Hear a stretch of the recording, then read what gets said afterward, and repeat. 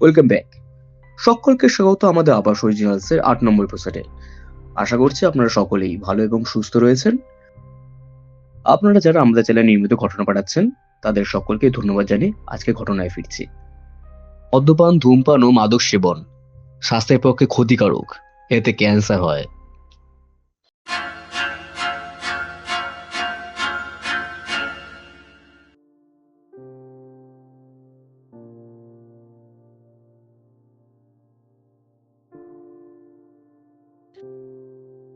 আমার নাম অনন্ত। আমি পশ্চিমবঙ্গের মুর্শিদাবাদ জেলার একটি ছোট্ট গ্রাম উদয়নগর থেকে তোমায় ঘটনাটি পাঠাচ্ছি। আশা করছি তুমি অনেক অনেক ভালো রয়েছো। তোমার চ্যানেলে ঘটনা প্রায় আমি এপিসোড ৫ থেকে দেখতে শুরু করেছিলাম। এর মধ্যে আমার সবকটি ঘটনাও শোনা হয়ে গেছে। যাই হোক, আমার টুকরো টুকরো কিছু সত্য ঘটনা যা ছোটবেলা থেকে আমার জীবনে ঘটে গিয়েছে, আজ সেগুলোর মধ্য থেকেই তোমায় একটা ঘটনা শেয়ার করছি। কিছু কিছু ঘটনা এমনভাবে ঘটে যায় যে যা সারা জীবন কষ্ট হয়ে যায়। ঘটনাটি সেই রকম। ঘটনাটি কি নিয়ে প্রথমে কিছু লিখছি না, সময়ের সাথে সাথে পুরো জানতে পারবে। শুধু এটুকুই বলতে পারি, আমার সঙ্গে ঘটে যাওয়া এটি একটি সত্য ঘটনা, আর এখনো সেই মুহূর্ত মনে পড়লে খুব কষ্ট পাই। এবার মূল ঘটনায় ফেরা যাক।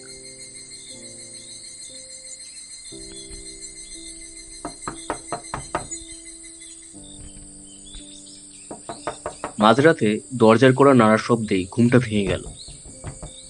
আমি বিরক্তিভাব নিয়েই দরজাটা খুললাম। দরজা খুলেই বিস্মিত কণ্ঠে বললাম, আরে তুই এত রাতে? আকাশ, যে আমার একজন ছোটবেলার বন্ধু, তখন হঠাৎ একগাল হেসে বলল, দোস্ত, অনেকদিন তোদের দেখি না, তাই তোকে দেখতে ইচ্ছে হলো, চলে আসলাম। আজ রাতে ভাবছি তোর সাথেই কাটাবো। আমরা একই সাথেই বড় হয়েছি। আমার বাসা থেকে ওর বাসা প্রায় ২ কিলোমিটার দূরে। অনেকদিন তার সাথে বিভিন্ন ব্যস্ততার জন্য দেখা করতে পারিনি। প্রায় ১ মাস হতে যাচ্ছে। আমার সাথে শুধু দেখা করার জন্য এত রাত্রে সে চলে আসে বাসায়, ভাবতেই পারছি না। এ নাইলে বন্ধুত্ব। আমি বললাম, কি বাইরে দাঁড়িয়ে থাকবি? ভেতরে আয়, গল্প করে ২ বন্ধু মিলে সারা রাত। সে বলছে, না রে দোস্ত, ঘরে বসবো না, চল বাইরে থেকে ঘুরে আসে একটু। আমি অবাক হয়ে বললাম, সে কি রে, এত রাতে কোথায় যাবি? আর তুই এত সাহসী হলি কোথা থেকে? কিছুদিন আগে পর্যন্ত তো তুই সন্ধ্যার পরেও বাইরে ভয় যেতে ভয় পেতিস। সে বলছে, এখন কি আর সেই দিন আছে রে? চল বাইরে চল। আকাশ একগাল এসে উত্তর দিল, আকাশে কি সুন্দর চাঁদ উঠেছে, তাই না রে আকাশ? ও আচ্ছা, তাই? আকাশ তখন চুপ করে আছে। আমি তখন বললাম, আকাশ তোর কি হয়েছে বলতো? আসার পর থেকে এত চুপচাপ কেন তুই? আকাশ মৃদু হেসে বলল, না রে, এমনি। এখন থেকে ভাবছি একাই থাকবো। সন্ধ্যার সময় রিভিশন নিয়েছিলাম, আর সারা রাতটা একাই ছিলাম আমি। কিন্তু এখন খুব বেশি ভয় লাগছিল বলে তোকে ডাকলাম। আমি আবারও অবাক হয়ে বললাম, একা ছিলি মানে? তোর এতক্ষণ ভয় করছিল না? তুই সাহারাত কোথায় ছিলিস? বাড়ির বাইরে। আমি তাকে জিজ্ঞেস করলাম যে বাসা থেকে কি তোকে বের করে দিয়েছে? আকাশ বলছে, না রে, এটা বাইরে করে নাই। আর বাইরে বা করবে কেন? আমি নিজেই বের হয়ে এসেছি। কেন? আকাশ আমার হাতটা ধরে বলল, দোস্ত, আমার বাসায় একটু যাবি? আম্মু আমার জন্য খুব কাঁদছে। আম্মু একটু বলে দিয়ে আসবি আমি ভালো আছি, খুব ভালো আছি। আমার জন্য যেন কান্নাকাটি না করে একটু। আমি তখন অবাক হয়ে বললাম, আমি তো তোর কথাবার্তা কিচ্ছু বুঝতে পারছি না, কিসব বলছিস? বাসা থেকে কেন বের হয়েছিস? কি হয়েছে? চল তোকে বাসায় দিয়ে আসি। আকাশ বলছে, না রে দোস্ত, আজকে আর বাসায় যাব না, পরে অন্য একদিন বাসায় যাব। তুই একটু যাবি দোস্ত? আম্মু খুব কান্নাকাটি করছে। বলেই আকাশ আমাকে জড়িয়ে ধরে কাঁদতে শুরু করলো। এখন রাত ৩টে, কি করে যাই বলতো? অনেক জোরাজুরির পর আকাশের কথা মতোই আমি তার বাড়িতে গেলাম। কিন্তু আকাশ তার বাড়িতে আসতে চায়নি। ওকে আমি বলেছিলাম যে তুই গিয়ে আমার রুমে বসে থাক, আমি খালাম্মাকে বলে দিয়ে আসি যে আমার কাছে তুই আছিস এবং ভালো আছিস। কিন্তু সে আমার রুমেও ঢোকেনি, ঠাই রাস্তায় দাঁড়িয়েছিল। আকাশ বলেছিল আমি খালাম্মার সাথে কথা বলে বাইর হবার পর নাকি সে আমার সাথে বাসায় যাবে। কি ঘটেছে কিন্তু কিচ্ছু বুঝছি না আমি। আকাশের কান্নার জন্যই বাধ্য হয়ে এত রাত্রে তার বাড়িতে আসতে হয়েছে। তার বাড়িতে ঢোকার পরই খালাম্মা আমাকে জড়িয়ে ধরে অজর কান্নায় কাঁদছেন। আমি খালাম্মাকে ভাবে সান্ত্বনা দেব বুঝতে পারছি না। আমার কাছে সবকিছু যেন এলোমেলো মনে হচ্ছে। পুরো বাড়ি জুড়ে কান্নার শব্দ ভেসে বেড়াচ্ছে। বাড়িতে অনেক মানুষ। কি হয়েছে জানার চেষ্টা করতেই দেখলাম পুলিশ এসে আকাশের ঘর থেকে আকাশের লাশ নিয়ে যাচ্ছে।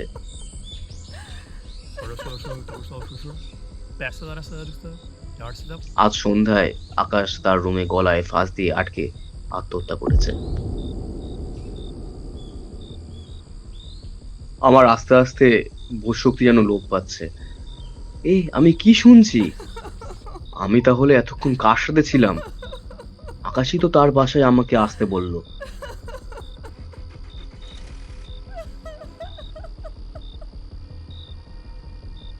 আকাশের লাশটি পুলিশের গাড়িতে তোলা হচ্ছে। শেষবারের মতো আকাশকে দেখলাম আমি।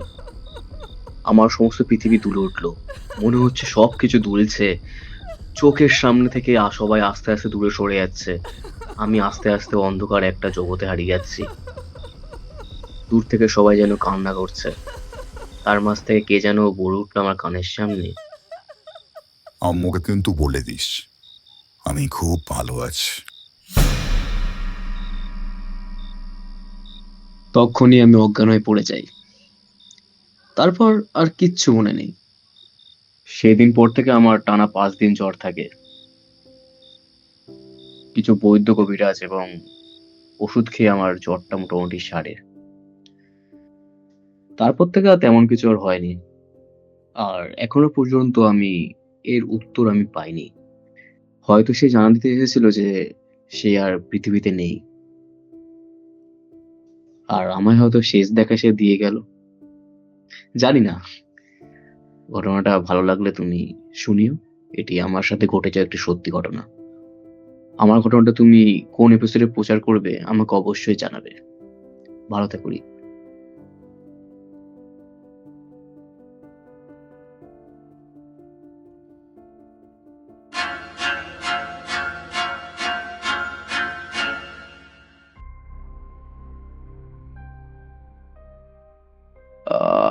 কি বলবো? আশা করছি তুমি ভালো আছো। আর হ্যাঁ, নিজের কোনো কেউ চলে গেলে তো দুঃখেরই বিষয়। হ্যাঁ, তোমাকে হয়তো সে শেষ দেখা দেখতে এসেছিল। আমি তোমায় নিশ্চয়ই জানিয়ে দেবো যখন কোন এপিসোডে প্রচার করব। থ্যাংক ইউ ঘটনা পড়ার জন্য। আপনাদের কেমন লাগলো ঘটনাটি? অবশ্যই কমেন্টের মাধ্যমে কিন্তু জানাবেন। আর আপনারা যারা আমাদের চ্যানেলে ঘটনা পাঠাচ্ছেন তাদের সকলকে আবাস অরিজিনালসের তরফ থেকে অসংখ্য ধন্যবাদ জানাই। আশা করছি যে পরবর্তীকালেও আপনারা আমাদের চ্যানেলে নিয়মিত ঘটনা পাঠিয়ে যাবেন। এই ঘটনাগুলোর মাধ্যমে কোনো কুসংস্কার বা কুপ্রথাকে প্রশ্রয় দেওয়া আবাস অরিজিনালসের উদ্দেশ্য না, কেবলমাত্র আপনাদের মনোরঞ্জনের উদ্দেশ্যেই প্রচারিত করা হয়। আবাস অরিজিনালস কখনোই প্রমোট করে না যে ঘটনাকে একদম সত্যি হিসেবে মেনে নিন। আপনারা চাইলে ঘটনাকে এন্টারটেইনমেন্ট পারপাসে নিতে পারেন। তবে ফেরা যাক দ্বিতীয় ঘটনায়।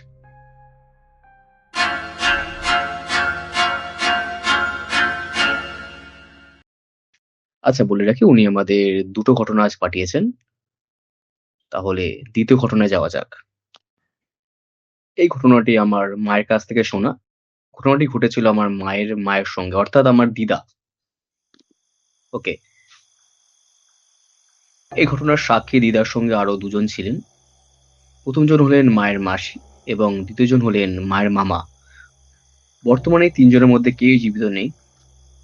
যেহেতু এর পটভূমি ব্রিটিশ আমলের, সেহেতু তখন ছিল না আজকের মতো এত লোকারণ্য, না ছিল এত বিদ্যুৎ বাতি, আর না ছিল এত যানবাহনের চলাচল। তখন গ্রামের মতো শহরের মানুষেরাও সন্ধ্যার পর বিশেষ একটা দরকার না পড়লে রাস্তায় বেরোতো না। এমন কোনো একটি দিনে হঠাৎ একদিন রাত্রে খাবার করতে গিয়ে দিদার কাকিমা এবং জেঠিমারা দেখেন যে ভাঁড়ারে মশলাপাতি নেই। তখন ওনারা পড়লেন চিন্তায়, কারণ বাড়িতে বাবা কাকা আর জ্যাঠারা কেউ ছিলেন না। তাই বাড়ির বাচ্চাদের উপর দায়িত্ব পড়লো যে এইসব মশলাপাতি নিয়ে আসার জন্য। তখন দিদা, দিদার বোন এবং দিদার ভাই গেলেন মশলার দোকানে। মশলার দোকানটি ছিল নিজেদেরই, কিন্তু বাড়ির থেকে মিনিট 10 পথ দূরে হবে। যে রাস্তা দিয়ে ঘর দোকান যাওয়া এবং আসা করতে হয়, সেই রাস্তাটি আসলে একটি গলি। রাস্তার একপাশে ঘরবাড়ি এবং অপরদিকে পাঁচিল দিয়ে ঘেরা স্কুলের মাঠ। মাঠের দু কোণে দুটি গাছ ছিল, একটি তামার গাছ এবং একটি তাল গাছ। দোকান থেকে সমস্ত জিনিসপত্র আনতে আনতে বেশ সন্ধ্যা হয়ে গেল, কারণ দোকানে ভিড় থাকার জন্য ঘরের জিনিসপত্রগুলো দিতে বেশ দেরি হয়। সন্ধ্যা হয়ে গেছে দেখে দিদা আর কাকা বেশ চিন্তায় পড়লেন, কারণ তিনি 6-7 বছরের 3 বাচ্চাকে তো একা ছাড়তে পারবেন না। এর মধ্যে হঠাৎ তিনি দেখেন যে সাদা ধুতি আর গায়ে সাদা চাদর জড়িয়ে একজন ব্রাহ্মণ পেরিয়ে যাচ্ছেন ওই রাস্তা দিয়ে।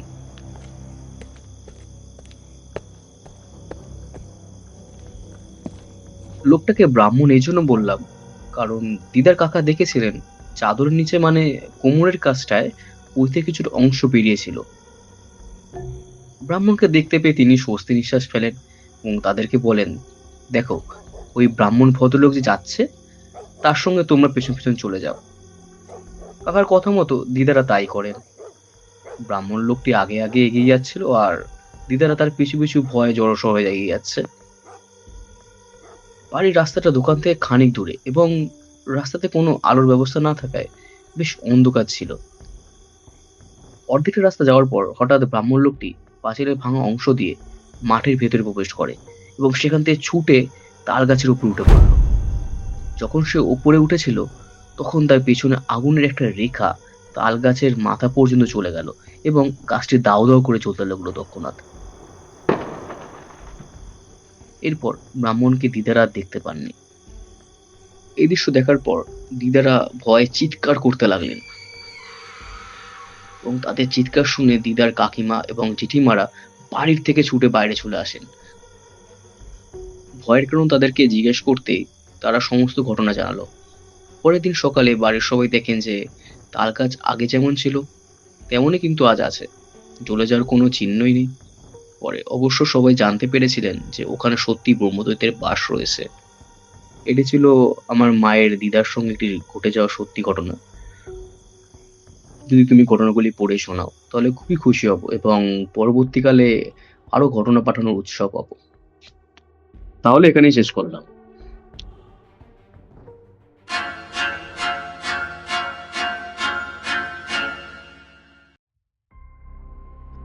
ধন্যবাদ আপনাকে ঘটনা পাঠানোর জন্য।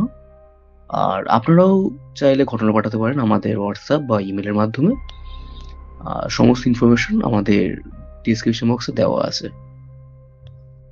যারা এখনো পর্যন্ত সাবস্ক্রাইব এবং লাইক করেননি তারা অবশ্যই সাবস্ক্রাইব, লাইক এবং শেয়ার করে দেবেন। তাহলে দেখা হচ্ছে পরবর্তী পর্বে।